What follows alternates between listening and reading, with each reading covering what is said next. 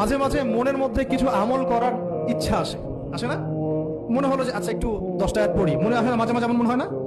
ওই সময় এই এই যে মনের মধ্যে যে এই ইরাদাটা জাগ্রত হওয়া, এটাকে আমরা বলি ওয়ারিদ।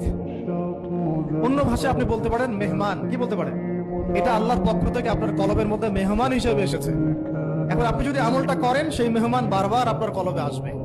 যদি আপনি ওই সময় আমলটা না করেন, মেহমান চলে যাবে। মেহমান অসম্মানিত হলে পরে আর আসবে না। আরেকটা খুবই শক্তিশালী দোয়া আছে, এইটা যে পড়বে, এই যে জিন বলেন, ভূত বলেন, এই যে পেতনি বলেন, যেগুলো আমরা ভয় পাই, ঠিক আছে, চোখ লাগা বলেন, বদনজর বলেন, যা যা আছে, হিংসুকের হিংসা, কোনো কিছুই আপনার কোনো ক্ষতি করবে না। এবং ইনশাল্লাহ আপনি হঠাৎ মৃত্যুবরণ থেকে বেঁচে থাকবেন। ইনশাল্লাহ হঠাৎ মৃত্যুবরণ।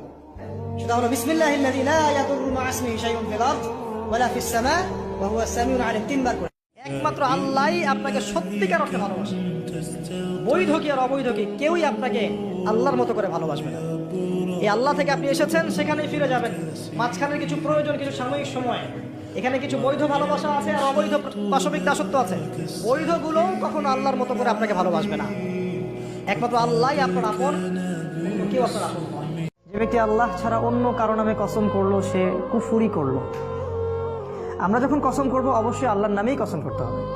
ছোটবেলায় আমরা শিখেছিলাম আল্লাহর কসম করতে হয় না। এই জন্য আমরা মায়ের কসম করতাম, বাবার কসম করতাম। এখন আমরা দেশের কসম করি, মাতৃভূমির কসম করি। তা আল্লাহ বলেছেন কসম করতে হবে শুধুমাত্র আল্লাহরই, অন্য কারো না।